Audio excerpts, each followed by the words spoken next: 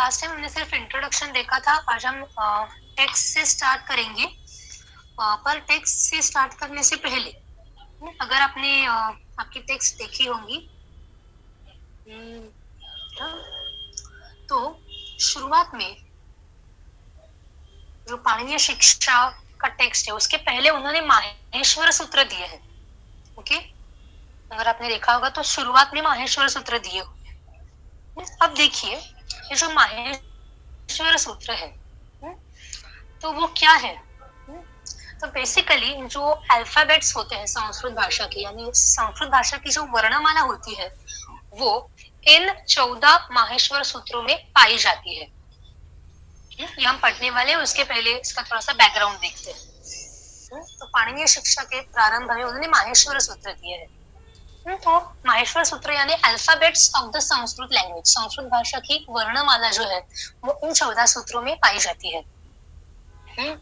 तो अब ये यहाँ पे इसलिए दिया है क्योंकि एक तो पाणिनीय शिक्षा जो है वो उच्चारण शास्त्र से संबंधित है, यानी कि we need to refer to the वर्णस, इसीलिए उन्होंने यहाँ पे ये 14 सूत्र दिए हैं। अब ये जो 14 सूत्र है वो मूलतः पाणिनीय शिक्षा के प्रारंभ में आने वाले नहीं है। वो कहाँ के हैं? तो पाणिनि मुनि ने जब अष्टाध्यायी की रचना की थी तब अष्टाध्यायी ग्रंथ में भी सूत्र आते हैं। सूत्र यानी नियम आते हैं, फॉर्मूले आते हैं। उन फॉर्मूला तो वो जो फॉर्मूले होते हैं उनका प्रयोजन है संस्कृत भाषा का व्याकरण बताना। तो संस्कृत भाषा का व्याकरण बताने के लिए ये जो माहेश्वर सूत्रों में बताए गए वर्ण है उनका बहुत बड़ा रोल प्ले होता है व्याकरण शास्त्र में, पाणिनि के व्याकरण शास्त्र में। तो ये जो माहेश्वर सूत्र है वो मूलतः अष्टाध्यायी के प्रारंभ में आपको मिलेंगे, तो वहीं से उन्होंने यहाँ पे रखे हैं। अब यहाँ पर भी जो हम पाणिनीय शिक्षा करने वाले हैं उसमें भी इनका कुछ थोड़ा सा रेफरेंस आने वाला है, ज्यादा रेफरेंस नहीं आने वाला है, बस कई जगह पे आने वाला है, पर फिर भी अच्छा होगा कि हम इसके बारे में थोड़ा सा अभ्यास करें। तो इसमें तो उपयोग होगा, पर जब आप आगे जाके अगर आपको पाणिनीय व्याकरण पढ़ना है तब भी आपको इसका बहुत उपयोग होगा, क्योंकि माहेश्वर सूत्र जो उनकी बहुत बड़ी विशिष्टता है। हम नॉर्मली वर्णों का अभ्यास कैसे करते हैं? तो अ आ इ ई उ ऊ ऐसा करते हैं, क ख ग घ ङ छ छ ज ञ ऐसे हम वर्णमाला पढ़ते हैं। ओके, पाणिनीय शिक्षा में भी लगभग वैसे ही पढ़ते हैं, पर पाणिनीयन व्याकरण जो है, अष्टाध्यायी जो है, देखिए व्याकरण अलग है, शिक्षा अलग है, उनका कुछ लेवल पे संबंध आता है, but ultimately they are different वेदांगस। तो व्याकरण में जो माहेश्वर सूत्र उनका व्याकरण में ज्यादा उपयोग किया जाता है। तो अब आप देख सकते हैं, एक बार मैं ये सूत्र पढ़ती हूँ, आप सुनिए, आप भी बाद में बाय हार्ट करेंगे तो अच्छा है। मैं एक बार इनको पढ़ती हूँ। अ इ उण रुल रुक ए ओंग ऐ औच हय वरट लण न्यम ङण नम छभय घड़धश जब गड़दश ख फ छ ठ थ च टतौ कपय श सर हल। तो ये माहेश्वर सूत्र है 14। तो अगर आपने ऑब्जर्व किया होगा आपको अकार दिख रहा है, इकार दिख रहा है, तो जो सारे वर्ण है वो सारे इसमें आ रहे हैं। तो अब इसमें ये जो क्रम है, वर्णों का जो क्रम है वो भिन्न है। हम जो नॉर्मल आ ई पढ़ते हैं वैसा यहाँ पे क्रम बिल्कुल नहीं है। तो इस विशिष्ट क्रम का क्या प्रयोजन है? कोई तो प्रयोजन, रैंडमली नहीं ये क्रम बनाया है। तो इसका प्रयोजन है, सिंपल वर्ड्स में शॉर्ट फॉर्म बनाना इसका प्रयोजन है, टू फॉर्म शॉर्ट फॉर्म्स। आपको उदाहरण देती हूँ। ओके, इसके पहले ये जो अंतिम वर्ण है तो ये शॉर्ट फॉर्म्स कैसे बनाते हैं वो देखते हैं अभी। तो शॉर्ट फॉर्म्स बनाने के लिए ये जो सूत्र है उनका अंतिम वर्ण आपको मार्क करना होगा, अंतिम वर्ण आपको देखना होगा, उसके आधार पर आपको शॉर्ट फॉर्म्स बनाने हैं। तो अ ई उण में से ङकार जो है, रुद्रुक में ककार आता है, ए उंग में ङकार आता है, ऐ औच में चकार आता है। तो इस प्रकार से जो अंतिम वर्ण है उसका आपको शॉर्ट फॉर्म बनाने में उपयोग होता है।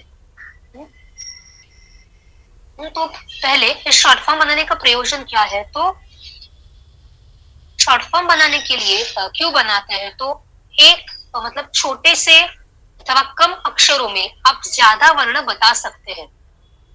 देखिए, अगर आपको अ ई उ और रूल रू, अ ई उ रूल रू, अगर इतने सारे वर्ण बताने हैं तो आपको 1 2 3 4 5 वर्ण लिखने पड़ेंगे, बराबर। तो 5 वर्ण लिखने पड़ेंगे। पर अगर मैंने शॉर्ट फॉर्म का प्रयोग किया, शॉर्ट फॉर्म कैसे करते हैं, तो एक स्टार्ट पॉइंट आपको लेना है और एंड पॉइंट आपको लेना है।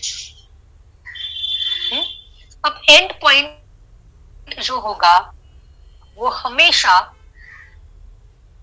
अंतिम वर्ण होगा, लास्ट वर्ण इन ईच सूत्र। जो मैंने यहाँ पे रेड में हाईलाइट किए हैं वही वर्ण हमेशा शॉर्ट फॉर्म बनाने के लिए एंड पॉइंट होंगे। तो जैसे अ ई उ रूल रू, तो इसमें जो क है रूल रू, देखिए अ ई उ रूल रू यानी अकार से लेके लुकार तक हमें पहुंचना है, बराबर। तो रू जो है उसको आप एंड पॉइंट नहीं रख सकते क्योंकि वैसा ही नियम है। तो जो अंतिम वर्ण है उसको हम एंड पॉइंट रख देंगे और स्टार्ट पॉइंट में कोई भी अन्य वर्ण आ सकता है, अन्य वर्ण एक्सेप्ट फॉर द लास्ट वर्ण। तो मैं एक बात बताना चाहती हूँ, यहाँ पे जो ये जो अंतिम वर्ण है ना, यहाँ पे ण क ङ एटसेट्रा, जो लास्ट वर्ण है उनको हित संज्ञक वर्ण कहते हैं। हित संज्ञक वर्ण ये व्याकरण की परिभाषा है। थोड़ा सा व्याकरण सीख के हम आगे शिक्षा शास्त्र में प्रवेश करेंगे। हित संज्ञक वर्ण, ये कुछ टर्म्स आपको याद रखनी है। तो लास्ट पॉइंट और the end point of a short form would be the हित संज्ञक वर्ण, वुड ऑलवेज बी द हित संज्ञक वर्ण। पर स्टार्ट पॉइंट में आप वो हित संज्ञक वर्ण नहीं ले सकते। हित संज्ञक वर्ण के प्रीवियसली आने वाला, हित संज्ञक वर्ण के पहले आने वाला जो वर्ण है वो आपको लेना होगा। यानी यहाँ पे हम कहाँ से स्टार्ट कर रहे हैं, अ वर्ण से। तो अ और क, तो हमें मिला अक। अक ये हमें विशिष्ट शब्द मिला, शॉर्ट फॉर्म मिला। तो इस अक के द्वारा हम क्या एक्सप्रेस कर रहे हैं, क्या बताने जा रहे हैं, तो 5 वर्ण बताने जा रहे हैं। अ ई उ रूल रू, ओके, अ ई उ रूल रू ये वर्ण हम बताने जा रहे हैं। तो इंस्टेड ऑफ राइटिंग अ ई उ रूल रू, instead of writing all the 5 वर्णस at a time, we will write just अक। अक में 2 वर्ण आते हैं, right. So you are abbreviating it, you are making a short form out of it, जिससे you can avoid unnecessary elongation or unnecessary addition of more varnas. So this is a device found out by Panini, short form बनाना। आगे भी देखते हैं, पर उसके पहले ये जो इत संज्ञक वर्ण है यानी प्रत्येक सूत्र में अंतिम आने वाले वर्ण है, वो आप अगर आपने ऑब्जर्व किया होगा तो वो हलंत है। तो वो जो है वो आपको उनका प्रयोजन क्या है, उनका प्रयोजन सिर्फ शॉर्ट फॉर्म बनाना है।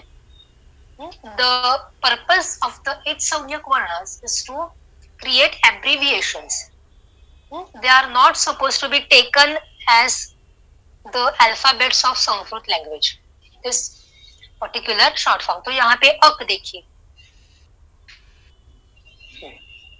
अब ये जो अक है इसमें अ ई उण रुल रुक ये सब आते हैं। अक शॉर्ट फॉर्म में अ ई उ सॉरी अ ई उण रुल रुक ये सब आते हैं, बराबर। तो जब आप इनमें से कौन से आपको लेने हैं, मैंने कहा था कि अ ई उ रुल रुक ये 5 वर्ण लेने हैं, पर अक में अ ई उण रुल रुक ये 7 वर्ण आते हैं। तो ये 7 वर्ण कैसे आए, हमें तो सिर्फ इतने ही चाहिए थे, राइट। तो अक में जो ण है, अ ई उण में से जो ण है वो इत संज्ञक वर्ण है, और इत संज्ञक वर्ण होने के कारण आपको उसका ग्रहण नहीं करना है, उसको कंसिडर ही नहीं करना है। इसलिए हमने वो क्रॉस किया। अब बचा और एक इच संज्ञा वर्ण बचा है, वो है क। उसको भी हमें क्रॉस करना है, कंसिडर नहीं करना है। उनका प्रयोजन क्या है? शॉर्ट फॉर्म बनाना। शॉर्ट फॉर्म तो बन चुका है अक। तो एक बार हमें स्टार्ट पॉइंट मिला, एंड पॉइंट मिला, तो उसके बाद हमें इच संज्ञक वर्णों की आवश्यकता नहीं है। So ultimately we get the 5 desired वर्णस। ओके, उसी प्रकार आप अन्य भी शॉर्ट फॉर्म्स बना सकते हैं। ओके, जैसे कि आप बीच में से भी ले सकते हैं। जैसे हाँ, इच लेते हैं। इच स्टार्टिंग पॉइंट है हमारा इकार। स्टार्टिंग पॉइंट है इकार, इच प्रत्याहार। इच प्रत्याहार में ई पूर्ण, रुल रुक, ए ओंग, ऐ औच, राइट, ये वर्ण आते हैं। Start point, and point. Start point एक वर्ण आता है, एंड पॉइंट हमेशा इच संज्ञक वर्ण आ जाएगा। देखिए च जो है वो इच संज्ञक वर्ण है। तो ए उण, रुल रुक, ए ओंग, ऐ औच, ये हमें ये सारे वर्ण प्राप्त हुए। अब इनमें से भी जो इच संज्ञक वर्ण है उनको आपको कैंसल आउट करना है। मैडम छोटा सा रिक्वेस्ट है, जरा प्लीज स्टार्टिंग से करेंगे क्योंकि मेरा लॉगिन नहीं हो रहा था। प्लीज मैडम जरा स्टार्टिंग से करेंगे प्लीज। स्टार्टिंग से थोड़ा ब्रीफ में एक्सप्लेन करेंगे। ओके, श्योर क्योंकि मैं लॉगिन नहीं कर पा रहा था। श्योर, ओके, नो प्रॉब्लम, कर दूंगी। तो यहाँ पे हम देख रहे हैं माहेश्वर सूत्र। ये पाणिनीय शिक्षा के प्रारंभ में आते हैं। मूलतः वो पाणिनीय व्याकरण के प्रारंभ में आते हैं, यानी अष्टाध्यायी के प्रारंभ में। तो अष्टाध्यायी में आने वाले जो 14 सूत्र है वो हमने पाणिनीय शिक्षा में भी लिए हैं शुरुआत में। क्यों? क्योंकि इनमें वर्ण आते हैं और शिक्षा का संबंध वर्णों से ही है और वर्णों के उच्चार से है। तो ये जो माहेश्वर सूत्र है, तो माहेश्वर सूत्र कहेंगे, आपके ध्यान में आना चाहिए कि ये कोई साधारण सूत्र नहीं, इसमें सिर्फ संस्कृत में आने वाले वर्ण बताए गए हैं और इन वर्णों का विशिष्ट क्रम होता है। और इस विशिष्ट क्रम का प्रयोजन है शॉर्ट फॉर्म बनाना। तो यहाँ पे हम वही शॉर्ट फॉर्म बना रहे थे, अक जैसा शॉर्ट फॉर्म, इच जैसा शॉर्ट फॉर्म। तो शॉर्ट फॉर्म कैसे बनाना है? तो एक स्टार्ट पॉइंट लेना है और एक एंड पॉइंट लेना है। तो ये जो 14 सूत्रों के जो लास्ट वर्ण है, जैसे अ ई उण में णकार है, रुल रुक में ककार है, जो मैंने यहाँ पे रेड में ऐसे ओवरराइट किए हैं, देखिए हाईलाइट किए हैं। तो इनको आप इच संज्ञक वर्ण कहेंगे। इच संज्ञक वर्ण, देखिए यहाँ पे लिखा है मैंने वो शब्द, इच संज्ञक वर्ण। इच संज्ञक क्यों कहते हैं इसमें हम नहीं जाएंगे अभी, बस इतना ध्यान में रखिए कि वो इच संज्ञक वर्ण कहलाते हैं। तो जो वर्ण आपको चाहिए उसका स्टार्ट पॉइंट और उसका एंड पॉइंट लेते हैं। जैसे यहाँ पे मैंने अक, ये शॉर्ट फॉर्म लिया है अक, तो स्टार्ट पॉइंट है अ, एंड पॉइंट है क। एंड पॉइंट हमेशा इच संज्ञक वर्ण होंगे, will always be the last वर्ण of the सूत्र और which are also called as इच संज्ञक वर्ण। तो अक में से देखिए अब यहाँ पे अ ई उण, रुल रुक आए हैं, तो मैंने वो यहाँ पे लिख लिए थे।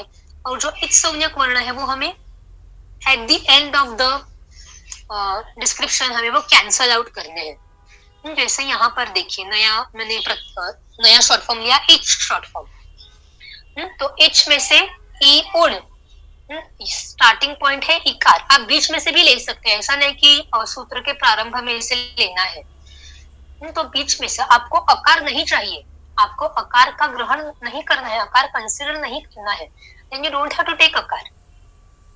तो इच जैसे आप बीच में से उठा के शॉर्ट फॉर्म बना सकते हैं। बस इतना ध्यान में रखिए कि जो लास्ट पॉइंट है वो हमेशा इच संज्ञक वर्ण होगा।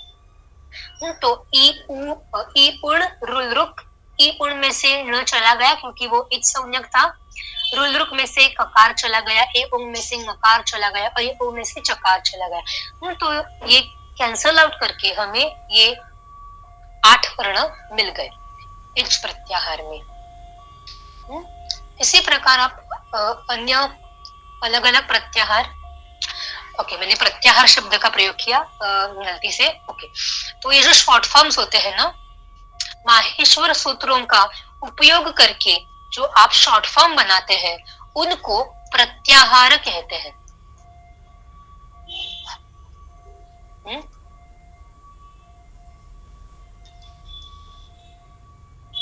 Abbreviations made using Maheshwar sutras, ये एक विशिष्ट शब्द है।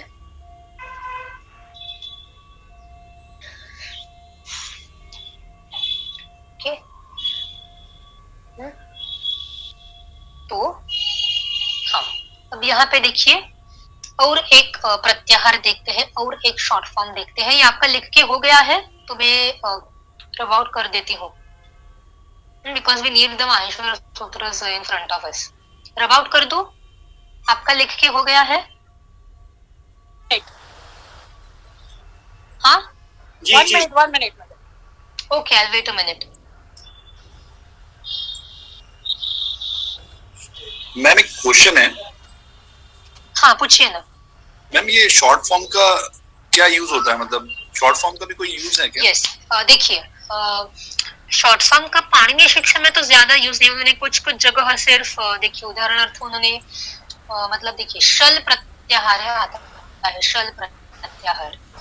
तो अगर शल श सह, तो ये जो वर्ण है उनका उच्चार विशिष्ट प्रकार से होता है। तो इंस्टेड ऑफ सेइंग श सह, तो सारे वर्ण एक साथ बताने की जगह आप शल इतना छोटा सा शब्द बताएंगे तो याद रखने में सिंपल जाएगा। You don't have to remember everything. अगर एक माहेश्वर सूत्र, ये मतलब ये 14 माहेश्वर सूत्र एक बार आप मेमोराइज करेंगे तो आपको प्रत्येक वर्ण याद करने की आवश्यकता नहीं कि कहाँ पे किस वर्ण का उल्लेख किया था, तो प्रत्याहार का उल्लेख कर देंगे तो आसान हो जाएगा। So it is just to make things easier for you to remember. Okay, another thing, not just for like for making it easier for you to remember, another thing is व्याकरण में एक ये होता है, एक कन्विक्शन ऐसा होता है कि आप व्याकरण के जो नियम बताते हैं अथवा सूत्र जो होते हैं, प्लीज म्यूट करिए, अपने आप को। Yes, thank you.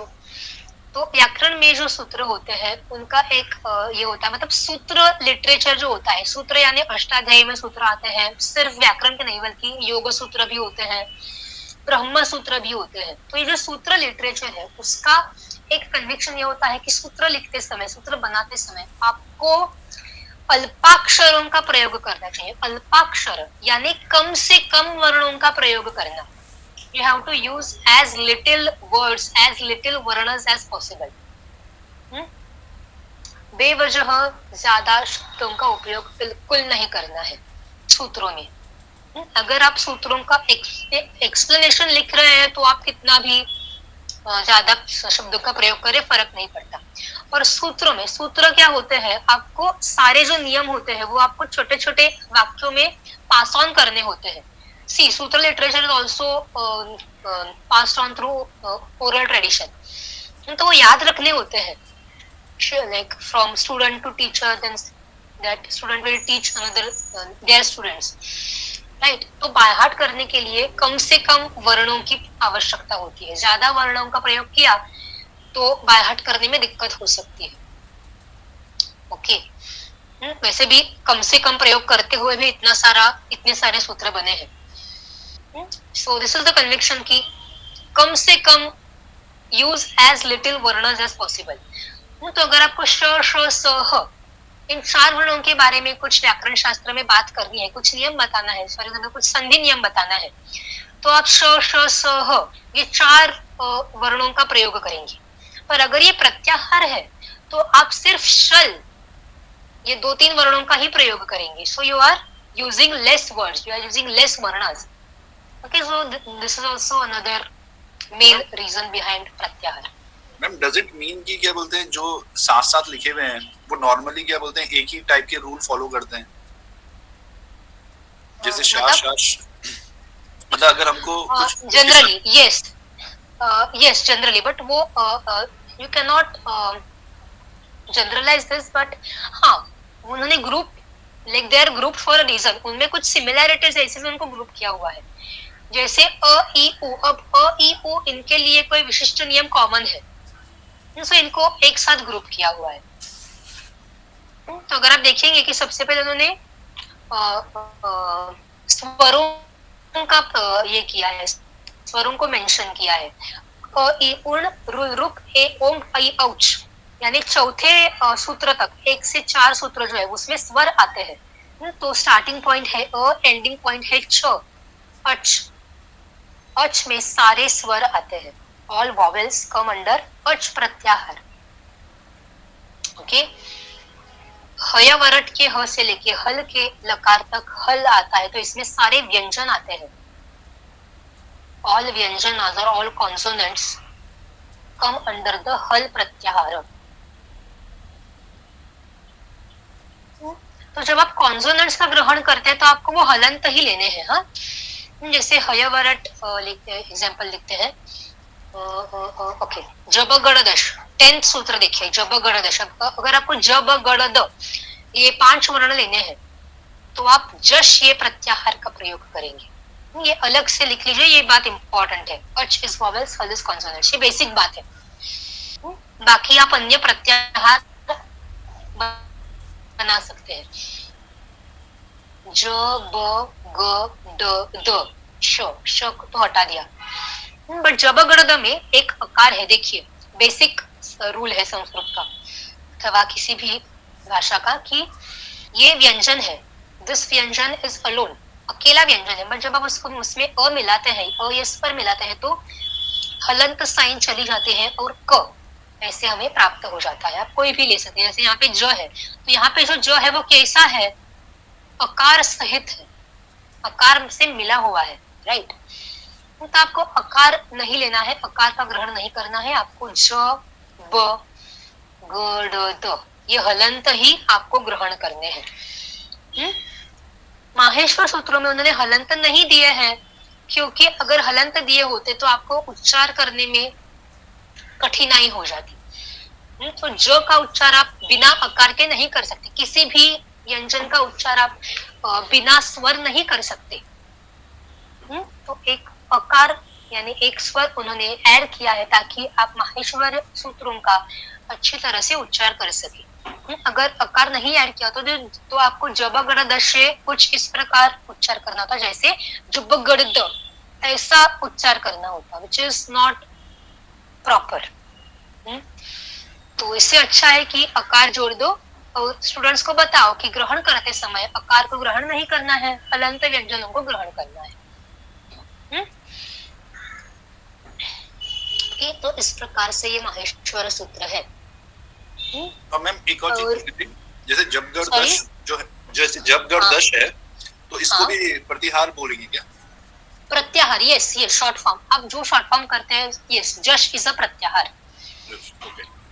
तो आप किसी भी कॉम्बिनेशन को लेके प्रत्याहार बना सकते हैं। तो स्टार्ट पॉइंट एंड पॉइंट आपको पता होना चाहिए। एंड पॉइंट हमेशा वो इच संज्ञक वर्ण होंगे और स्टार्ट पॉइंट हमेशा जो इच संज्ञक वर्ण आपने लिया है उसके पहले जो स्टार्ट पॉइंट आपका होना चाहिए। जैसे अच में चकार से पहले अकार आता है, तो ऐसा नहीं कि आप च ये एंड पॉइंट लेके च के बाद आने वाला हय वर्ण में से सपोज व लिया तो चव ऐसा आप प्रत्याहार नहीं बना सकते।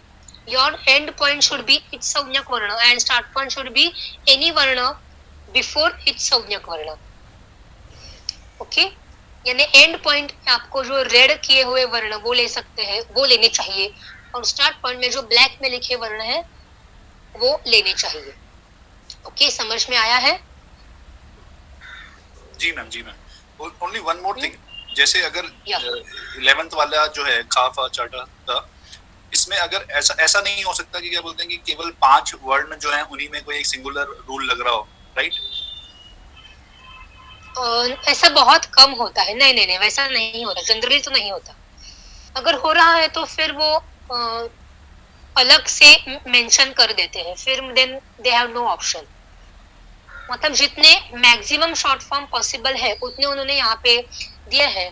एंड अपार्ट फ्रॉम दिस अगर उनको एक्चुअल वर्ण लिखने पड़ रहे हैं रूल में तो उनको करना पड़ेगा।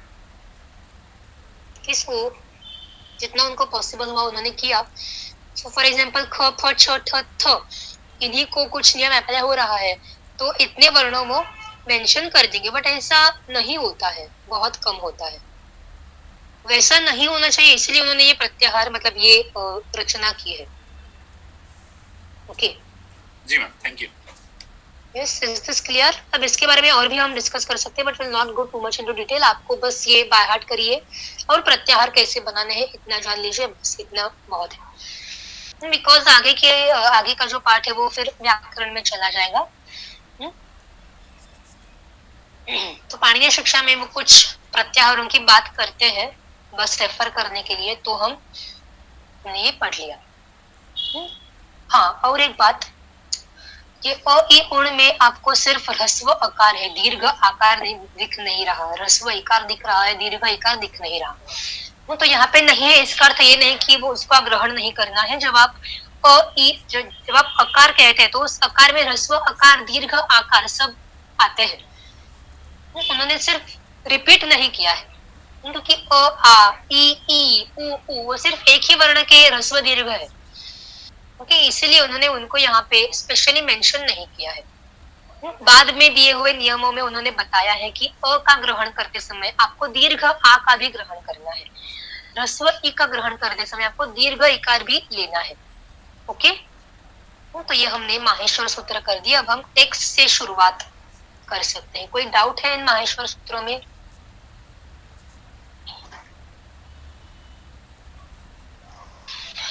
ओके, तो अब आगे जाते हैं।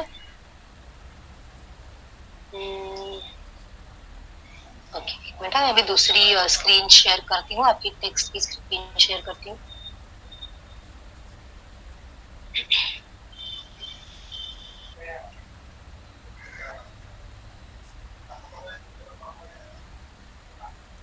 ओके, आपको शायद यही टेक्स्ट उन्होंने शेयर किया है एडमिशन लेते समय। ओके, तो ये पहला श्लोक है पाणिनीय शिक्षा का। अथ शिक्षां प्रवक्ष्यामि पाणिनीयं मतं यथा शास्त्रानुपूर्वं तद् विद्यात् यथोक्तं लोकवेदयोः। अथ शिक्षां प्रवक्ष्यामि, अभी मैं शिक्षा कहने जा रहा हूँ अथवा जा रही हूँ। तो जा रहा हूँ होगा बिकॉज मोस्टली किसी पुरुष ने लिखा होगा। तो प्रवक्ष्यामि, अब ये किसने लिखा है वी डोंट नो। अथ शिक्षां प्रवक्ष्यामि पाणिनीयं मतं यथा, तो जैसे पाणिनि का मत है, जैसे पाणिनि मुनि ने बताया है, उसी प्रकार मैं अभी शिक्षा को बतलाने जा रहा हूँ। तो इस पाणिनीय शिक्षा का जो एक्चुअल लेखक है, जिसने एक्चुअली ये श्लोक बनाए हैं, उसका नाम आपको कहीं नहीं मिलेगा। जिसने लिखा है उसने बहुत ही नम्रता पूर्वक सारा श्रेय पाणिनि को दिया है। तो या तो पाणिनि का शिष्य हो सकता है या फिर पाणिनि स्कूल ऑफ ग्रामर का फॉलोवर हो सकता है। तो पाणिनि के जो नियम है उसके अनुसार उन्होंने ये श्लोक रचे हैं। तो शुरुआत देखिए, अथ यानी देखिए अथ शब्द जो है वो मंगलवाचक शब्द है। किसी भी कृति की शुरुआत करते समय, चाहे वो शास्त्र हो चाहे काव्य हो, शुरुआत में कुछ मंगलमय लिखना आवश्यक है। तो मंगलमय में किसी देवता की स्तुति आ सकती है अथवा कोई आशीर्वचन आ सकता है। तो कुछ मंगलमय सूचक ऐसा आना चाहिए। तो यहाँ पे अथ शब्द आता है और अथ शब्द जो है वो हमेशा मंगलमय ही माना जाता है, प्रारंभ करता है किसी भी कृति का। इसमें भी ब्रह्म सूत्र में भी अथा तो ब्रह्म जिज्ञासा, ये पहला सूत्र आता है। वहां पे अथ शब्द के विविध अर्थ आते हैं, अथ शब्द के विविध अर्थ वहां पे आते हैं, बट यहाँ पे जो है वो to begin. Atha means you are starting something, you are starting with a particular shastra. तो यहाँ पे अथ शब्द का इस प्रकार से प्रयोग किया है। तो पाणिनि के मत के अनुसार अभी मैं शिक्षा शास्त्र बताने जा रहा हूँ। कैसा है ये शिक्षा शास्त्र? तो शास्त्रानुपूर्वम तद विद्यात्, शास्त्र अनुपूर्व, शास्त्र के अनुसार, शास्त्र यानी वेद, तो वेद अथवा जो पाणिनि ने बताया हुआ व्याकरण है उसके अनुसार, मतलब it has a valid source, randomly नहीं बनाया है इसको, कुछ वैलिड सोर्स है, शास्त्र से ही प्राप्त है। और ऐसी शिक्षा का डिस्क्रिप्शन, ऐसी शिक्षा का डिस्क्रिप्शन देंगे जो यथा उक्तम लोक वेदयो हो, यानी कौन से वर्णों की बात हो रही है? शिक्षा यानी वर्ण शास्त्र, उच्चारण शास्त्र। तो कौन से वर्ण? तो यथा उक्तम लोक वेदयो हो, उक्तम यानी कहे गए, बोले हुए। किसमें बोले हुए? तो लोक वेदयो यानी इन लौकिक एंड वैदिक संस्कृत, लोक और वेद में पाए गए वर्ण, उसके अनुसार शिक्षा का अभ्यास करने जा रहे हैं।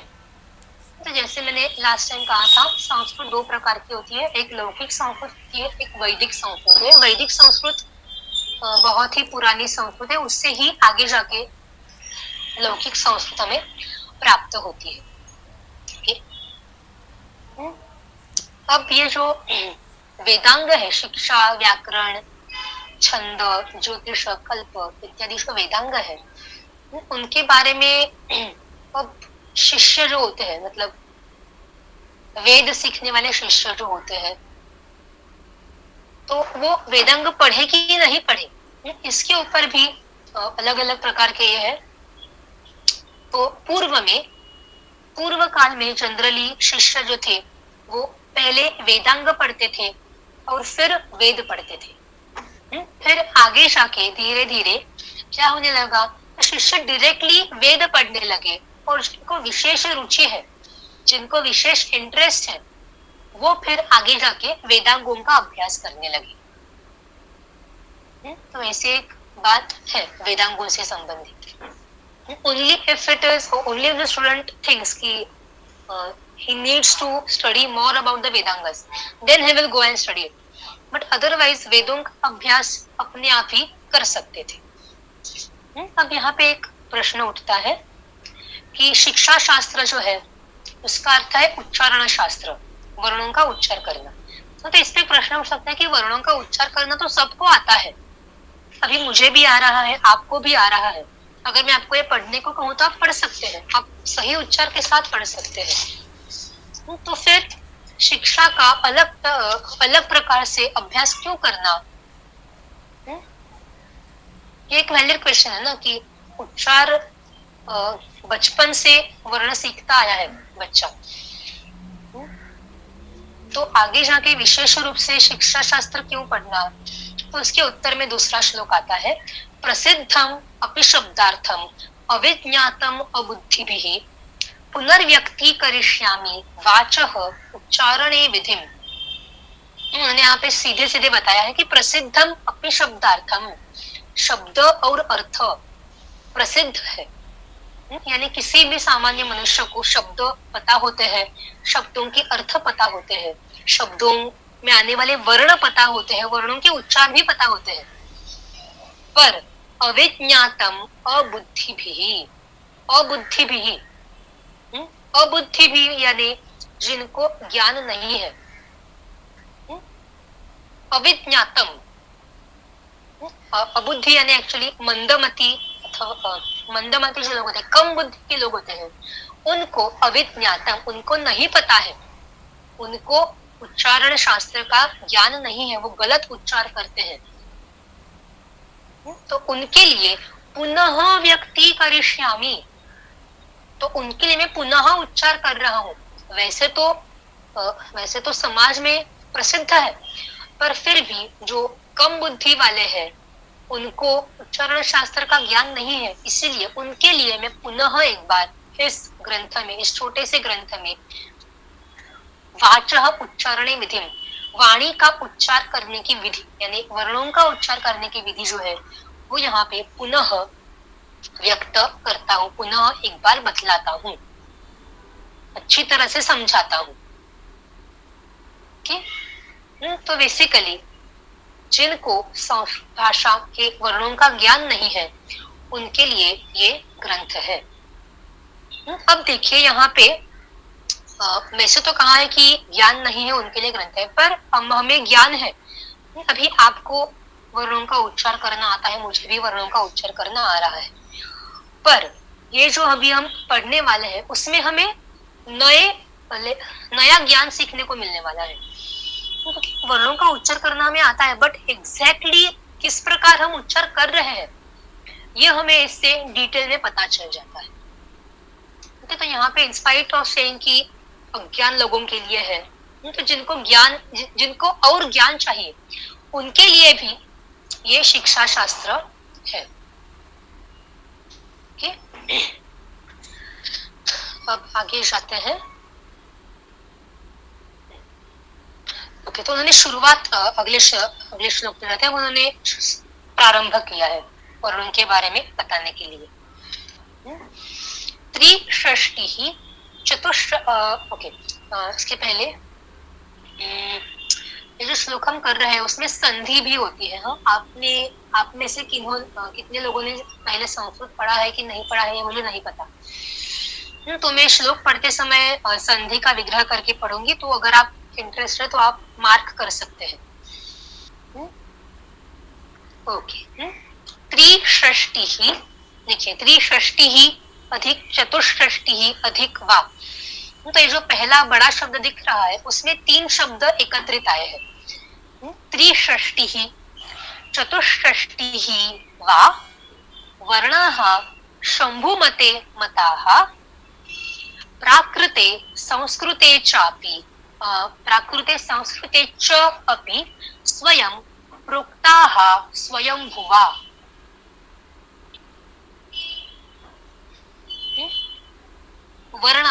वर्ण कितने वर्ण है ये अब इस श्लोक में बताया है। वा यानी और, तो यहाँ पे उन्होंने एक फिक्स्ड संख्या नहीं बताई है, और करके बताया है। त्रिषष्टि, षष्टि यानी 60, त्रि यानी 3, तो त्रिषष्टि यानी 63, चतुष्षष्टि यानी 64, तो 63 और 64 वर्ण है, उपस्थित है। किसमें? प्राकृते संस्कृते च अपि, प्राकृत में भी और संस्कृत में भी। ओके, अब यहाँ पे प्राकृत, इसका अर्थ, अब इसके 2 अर्थ यहाँ पे लिए जाते हैं। तो जनरली अर्थ लिया जाता है कि प्राकृत यानी वैदिक संस्कृत, प्राकृत यानी वैदिक संस्कृत, और संस्कृत यानी लौकिक संस्कृत। प्राकृत यानी वैदिक संस्कृत और संस्कृत यानी लौकिक। तो वैदिक संस्कृत और लौकिक संस्कृत में 63 या 64 वर्ण प्राप्त है। पूरा अर्थ देखते हैं, फिर हम उस प्राकृत शब्द पे पुनः एक बार आएंगे। स्वयं प्रोक्ताः स्वयंभुवा, स्वयंभुवा यानी ब्रह्मदेव के द्वारा, स्वयं ब्रह्मदेव ने बताए गए हैं। तो ये जो वर्ण है वो उनका आगमन किसी मनुष्य से नहीं हुआ है, वो स्वयं ब्रह्मदेव ने बताए गए हैं। और किसने बताए गए हैं? शंभुमते मताः, शंभुमते शिवजी ने बताए गए हैं, शिवजी के द्वारा प्राप्त है। अब शिवजी के द्वारा कैसे प्राप्त है? अभी let's go back to the Maheshwar sutra. तो माहेश्वर सूत्र जो है वो 14 सूत्र जो वो कैसे आए हैं, कहाँ से आए हैं? तो पाणिनि मुनि से आए हैं, राइट। इतना तो मैंने आपको बताया था कि पाणिनि मुनि से आए हैं। तो यहाँ पे शंभुमते क्यों लिखा है, उनको माहेश्वर सूत्र क्यों कहते हैं, उसका क्या संबंध है शिव जी से? तो ये संबंध है कि ऐसा कहा जाता है कि पाणिनि मुनि ने शिव जी की तपश्चर्या की थी और शिव जी ने उनका डमरू बजाया था। पाणिनि मुनि पे प्रसन्न होकर शिव जी ने अपना डमरू बजाया था, और वो डमरू उन्होंने 14 बार बजाया। और 14 बार उस डमरू से भिन्न भिन्न वर्णों का निर्माण हुआ, और वो वर्ण यानी जो हमने अभी माहेश्वर सूत्र किए वो। तो डमरू एक बार बजाया तो अ ई उण ये स्वर उसमें से निकल आया, फिर रुल रुक, फिर ए ओंग, फिर ऐ औच। तो इस प्रकार 14 ध्वनि, 14 प्रकार के ध्वनि शिव जी के डमरू से उत्पन्न हुए, और वही माहेश्वर सूत्र कहलाते हैं। तो वो जो वर्ण उत्पन्न हुए शिव जी के डमरू से, वो पाणिनि मुनि ने कंठस्थ किए, और शिव जी ने उनसे कहा, शिव जी ने पाणिनि मुनि से कहा कि इन वर्णों के आधार पर तुम अब व्याकरण की रचना करो। तो पाणिनि मुनि का जो व्याकरण है वो शैव व्याकरण कहलाता है।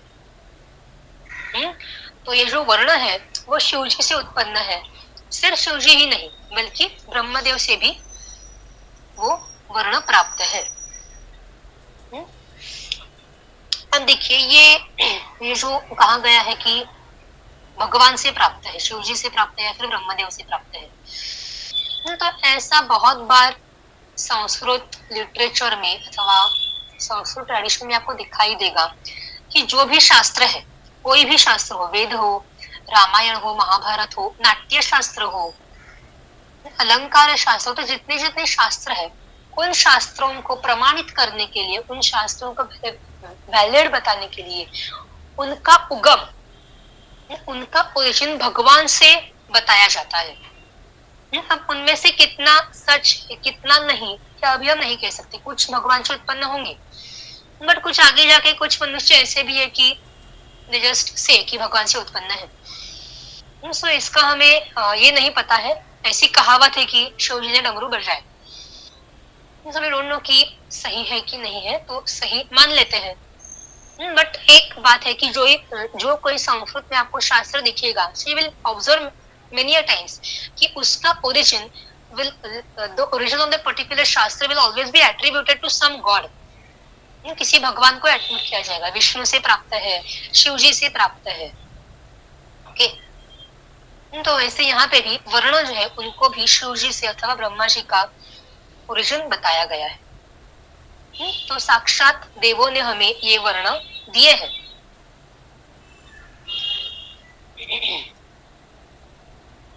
ओके, यहाँ पे लिखा है कि स्वयं सृष्टि काल के प्रारंभ में। ओके, अब प्राकृतिक संस्कृति के पास आते हैं पुनः एक बार। तो ये जो सारे वर्ण है वो कहाँ पे उपयोग होता है उनका, तो प्राकृतिक और संस्कृत यानी वैदिक संस्कृत और लौकिक संस्कृत में। तो ये बेसिक अर्थ हुआ। अब प्राकृतिक शब्द के और अर्थ है। कुछ स्कॉलर जो है वो प्राकृत यानी अन्य जो प्राकृत भाषाएं हैं, जैसे पाली, अर्धमागधी, शौरसेनी प्राकृत इत्यादि प्राकृत भाषाओं के बारे में आपने सुना होगा। तो उन भाषाओं को भी प्राकृत भाषाएं कहते हैं। प्राकृत और संस्कृत, प्राकृत यानी ऐसी भाषाएं जिनको उतना प्रामाण्य प्राप्त नहीं है, they are still in the process of becoming refined। Sanskrit यानी full fledged refined language, प्रमाण भाषा, उसको संस्कृत कहते हैं। अगर आप ये मैं आपको अलग अर्थ बता रही हूँ, एक मिनट। हाँ,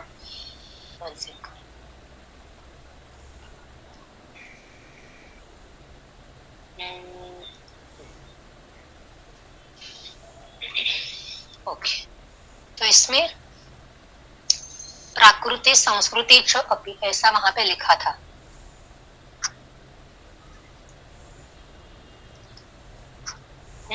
तो एक अर्थ में प्राकृत यानी वैदिक संस्कृत, संस्कृत यानी लौकिक संस्कृत। तो ये अर्थ हमने देख लिए थे। और दूसरा अर्थ ये है कि प्राकृत में इतर प्राकृत भाषाएं आती है, जैसे पाली, अर्धमागधी, शौरसेनी इत्यादि भाषाएं प्राकृत भाषाएं। और इसमें संस्कृत यानी वैदिक और लौकिक संस्कृत।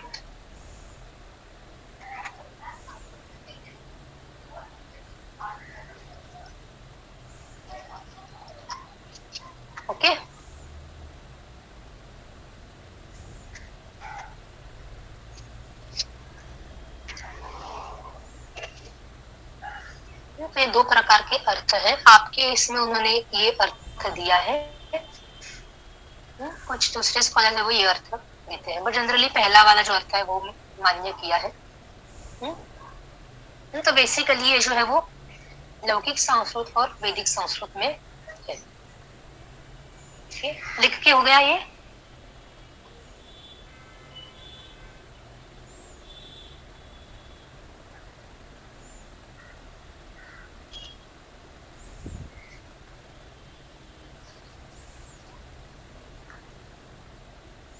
आगे जाते हैं अभी।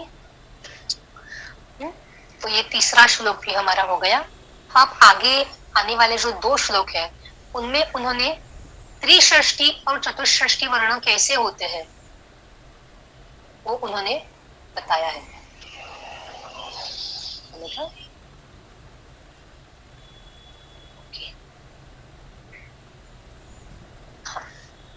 चौथा श्लोक, पांचवा श्लोक, दो श्लोकों में उन्होंने कौन कौन से वर्ण उपलब्ध है संस्कृत भाषा में वो उन्होंने बताए हैं। तो चौथा श्लोक पढ़ते हैं। स्वराः विंशतिः एकः च स्पर्शानां पंचविंशतिः यादयः च स्मृताः हि अष्टौ चत्वारः च यमाः स्मृताः। उन्होंने संख्या लेकर बताए हैं। सबसे पहले स्वराः विंशतिः एकः च, स्वर, स्वर यानी वॉवेल्स। अब स्वर इस शब्द के दो अलग अलग अर्थ होते हैं संस्कृत व्याकरण अथवा शिक्षा में। तो आपको कंटेक्स्ट के अनुसार स्वर इस शब्द का अर्थ लेना है। तो यहाँ पे स्वर जो उसका नॉर्मल स्वर अर्थ है वॉवेल्स। तो कितने वॉवेल्स है? विंशतिः एकः च यानी एकविंशतिः 21। एकविंशतिः स्वराः।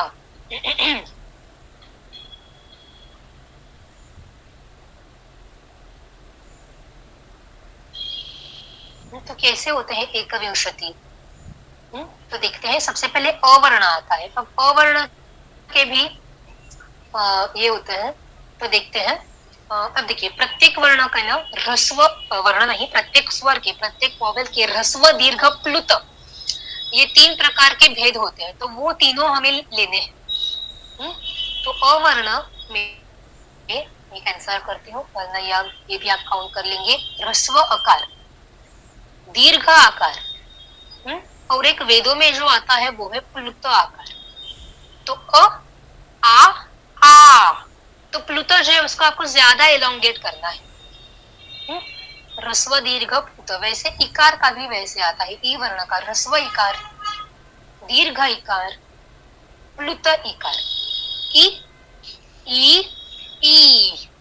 तो एज यू कैन सी मैं कैसे एलोंगेट करते जा रही हूँ ह्रस्व दीर्घ प्लुत में। ह्रस्व यानी कम समय लगता है उच्चार करने में, दीर्घ यानी थोड़ा ज्यादा, प्लुत यानी सबसे ज्यादा समय लगता है उच्चार करने में। ई। ओके इस प्रकार। फिर उकार का भी वही होता है, ह्रस्व उकार, दीर्घ उकार और प्लुत उकार। तो ये है ह्रस्व दीर्घ, इनका भेद आपके उच्चार में दिखना चाहिए। बहुत बार देखिए अ और आ का, आ में तो भेद कर लेते हैं पर ई और ई में उतना भेद नहीं करते। मतलब जनरली मैंने आंसर किया है उच्चार करते समय, स्पेशली मराठी, हिंदी वगैरह जो भाषाएं होती है तो उसमें दीर्घ का उच्चार दीर्घ जैसे नहीं करते। सब मतलब भेद ही पता नहीं चलता कि ह्रस्व है कि दीर्घ है। पर ऐसा संस्कृत में नहीं चलेगा। आपको ह्रस्व स्वर ह्रस्व ही उच्चार करना है, दीर्घ स्वर दीर्घ ही उच्चार करना है। फिर रू वर्ण भी वैसे ही आता है। ह्रस्व रू, ओके, ह्रस्व रू, दीर्घ रू, प्लुत रू। ओके, फिर रू वर्ण आता है।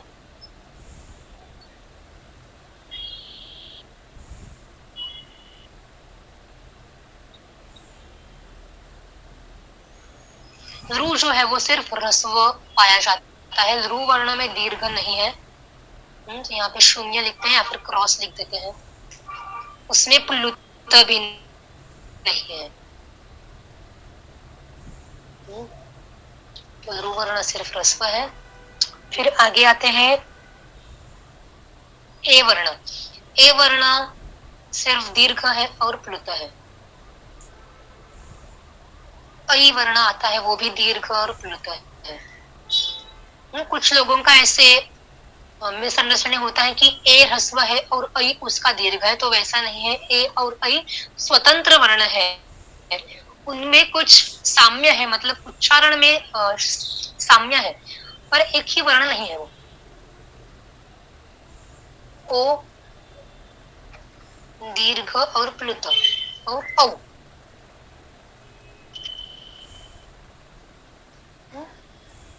मैंने लिख लिया, मैंने ह्रस्व दीर्घ प्लुत करके लिख दिया है, बट आप डायरेक्टली लिख सकते हैं, मतलब कॉमा कॉमा करके भी लिख सकते हैं, नॉट अ प्रॉब्लम, बट इससे ज्यादा क्लियर होगा। तो इसमें ह्रस्व है,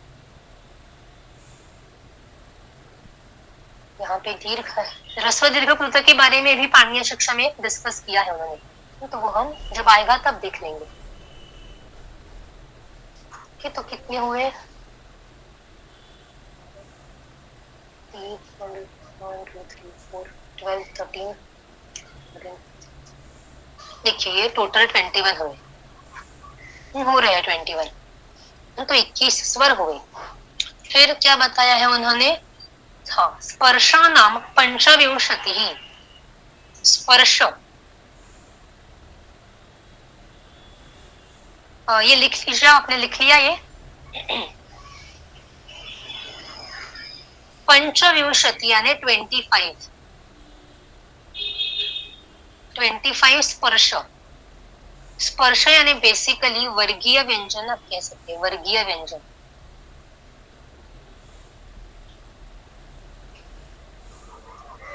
यानी क वर्ग, क, ख, ग, ख, ग, हलंत निकालिए। हाँ, ये हलंत चाहिए। फिर छ वर्ग, छ, छ, छ, झ, य, ट, ठ, ड, ढ, ण, त, थ, द, ध, न और प, फ, ब, भ, म। तो स्पर्श जो है वो 5 into 5 25 है। पंचविंशति स्पर्शाः।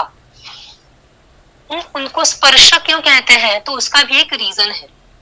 स्पर्श यानी टच करना, टू टच। अब टच करना और इन वर्णों का क्या संबंध है, तो उच्चारण से संबंध है। तो क, ख, ग, ख, ङ, च, छ, ज, झ, इनका उच्चार करते समय आपके जो मुख के पार्ट्स हैं, तो क वर्ण का उच्चार करते समय, उदाहरणार्थ क वर्ण का उच्चार करते समय जो मुख के भाग का प्रयोग होता है, वो पार्ट्स एक दूसरे से टच करते हैं। They touch for a brief moment and then they release. ख के लिए भी वही है। तो ये जो सारे बने, उदाहरण का ट लेते हैं, ट, तो ट का उच्चार करते समय आपकी जिह्वा जो है वो ऊपर जाती है। It touches the roof of your mouth. तो ट, so it touches ना, touches। और त का उच्चार करते समय आपकी जिह्वा जो है वो दांत को टच करती है। त, थ, द, थ, पूरा त वर्ग एक्चुअली, त, थ, द, ध, न। प, फ, ब, भ, म में जो होठ होते हैं वो टच करते हैं, तो स्पर्श हो जाता है। मुख के जो भाग होते हैं, जिन मुख के भाग का उपयोग करके आप उन वर्णों का उच्चार करते हैं, तो वो मुख के भाग स्पर्श करते हैं, इसलिए उन वर्णों को भी स्पर्श कहा गया है।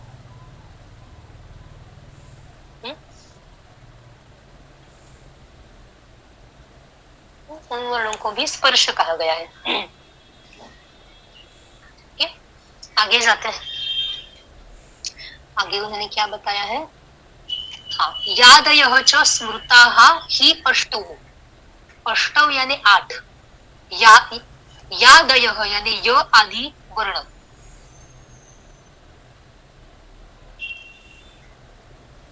य आदि वर्ण, य आदि वर्ण यानी कौन से? य, व, र, ल, ह, श, श, स।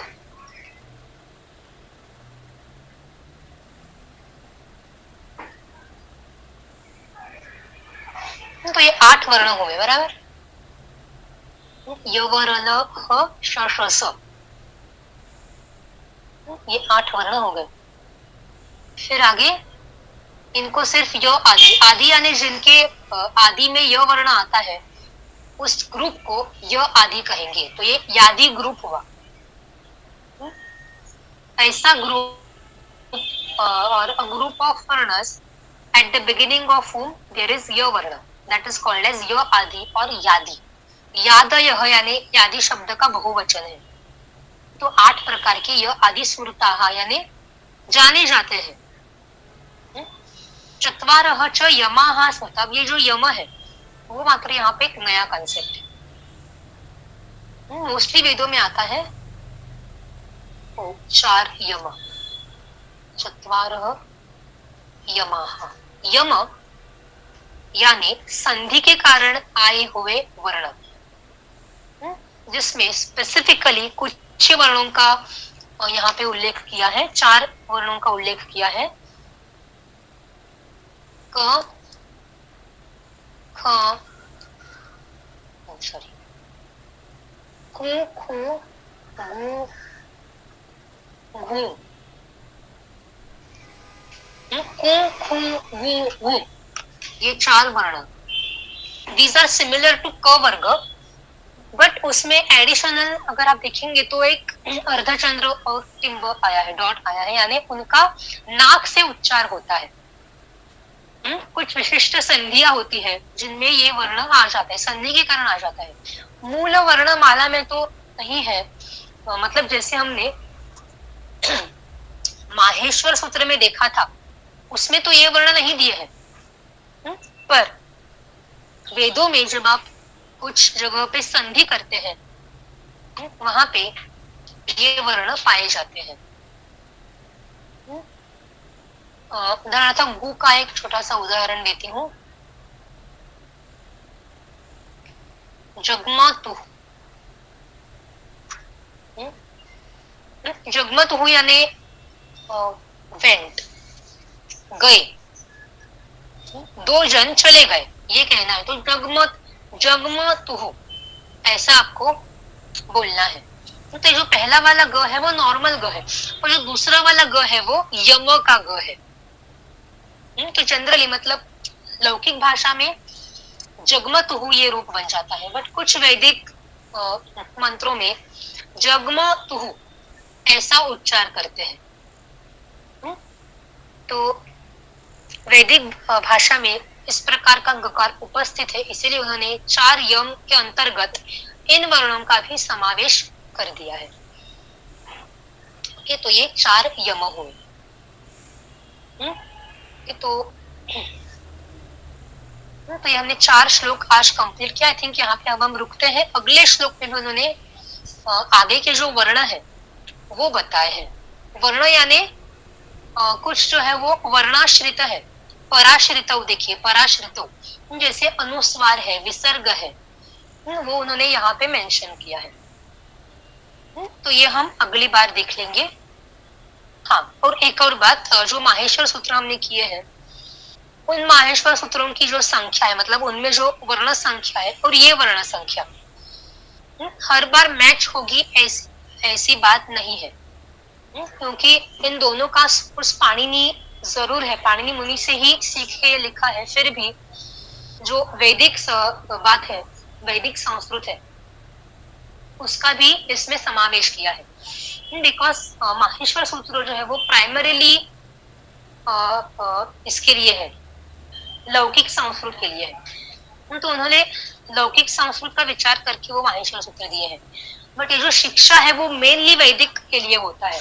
कहने में तो कहते हैं कि वेद और लौकिक दोनों के लिए है, बट आप जब इसका अभ्यास करें तो समझ में आ जाता है कि which like to which Sanskrit it is more inclined, तो इनका इंक्लिनेशन समझ में आ जाता है आपको। तो पाणिनि अष्टाध्यायी जो वो मेनली लौकिक के लिए है, वैदिक रूल्स भी आते हैं, अच्छी तरह से आते हैं, but mainly it is for लौकिक संस्कृत। पाणिनीय शिक्षा इज मेनली फॉर वैदिक संस्कृत।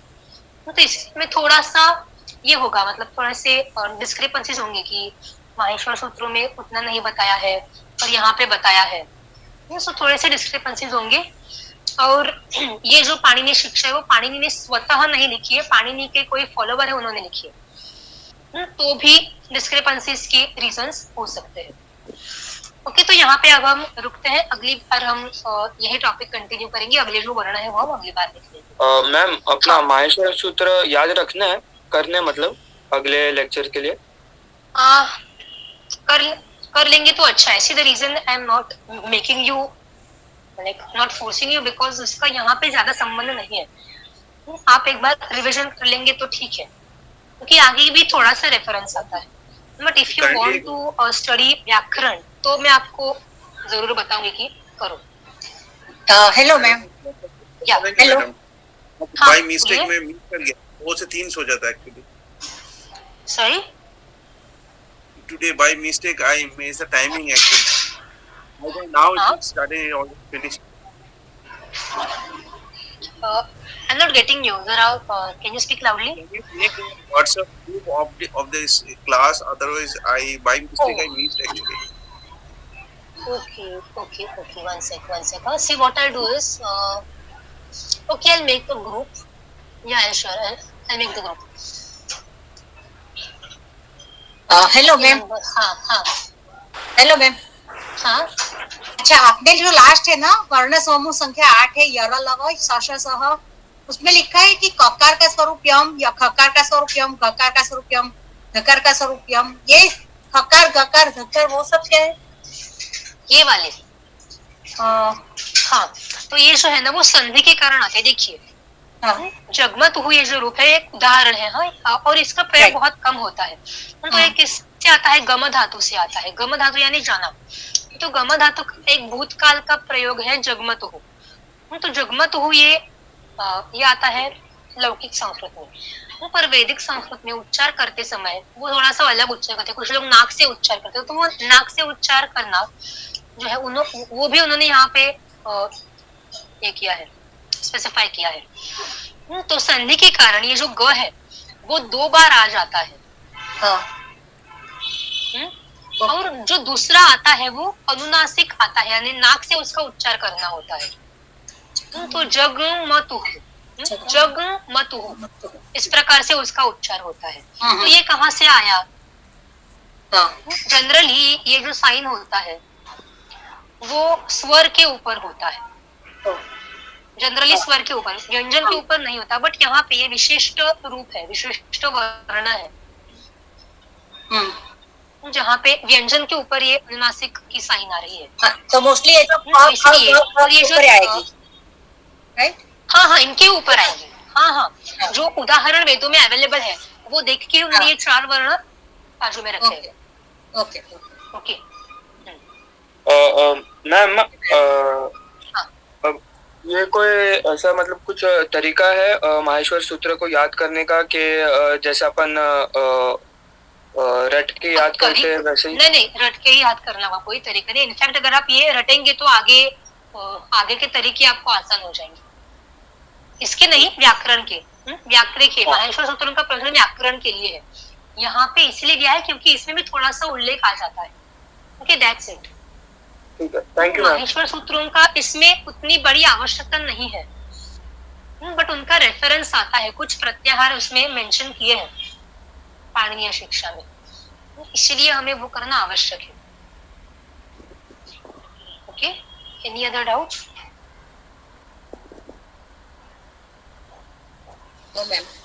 ओके, तो यहाँ पे रुकते हैं। Will meet next time. Thank you ma'am. Welcome. Thank you madam. नमो नमः। Thank you. नमो नमः। नमो नमः। नमो नमः। नमो नमः।